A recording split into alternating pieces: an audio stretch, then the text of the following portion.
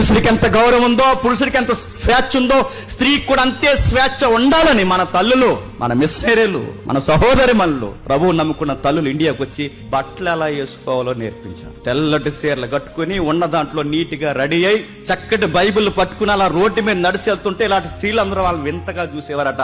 ఈ తెల్ల చీరలు కట్టుకుని నల్ల పుస్తకం పట్టుకుని నడుస్తున్న వాళ్ళకి ఎంత స్వేచ్ఛ ఉందో అనుకున్నారు. ఎందుకంటే వాళ్ళకి ఆ పాయింట్ రావాలని ఇలా అలా నడిచేవారంట. ఎవరు?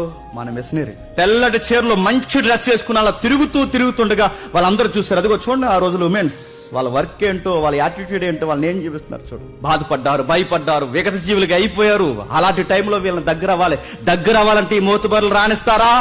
మిషనరీలు దారులు ఎతికారు. వేలేసిన వస్త్రాలకు ఊపిరాడక, సరి అయిన శ్వాస తీసుకోలేక ఊపిరితిత్తుల్లో భయంకరమైన వ్యాధులు పెరిగిపోతే వాళ్ళకి వైద్యం తీయడానికి ఈ తల్లిలే వెళ్ళారు. అందులో ఒక హెనా క్యాథరిన్ అని ఒక తల్లి ఉంటుంది, చాలా యాక్టివ్ మెంబర్. తెల్లవార్లు ఇలాంటి పరిచర్య చేస్తుంటే మాటల్లో మాటలు పెట్టి అడిగారట, మీరు ఎంత పరిచర్య ఉచితంగా మాకు ఎందుకు చేస్తారంటే అప్పుడు చెప్పారట, మా దేవుడు ఎలా అంటాడు చెప్పనా, స్త్రీలను గౌరవించేదే.